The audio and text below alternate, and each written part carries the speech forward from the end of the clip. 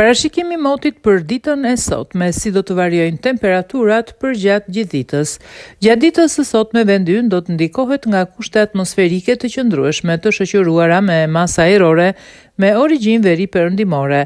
Moti parashikohet kryesisht i kthjellët me orë të gjata me diell dhe vranësirat do të jenë të pakta deri mesatare kryesisht në zonat malore gjatë orëve të mesditës.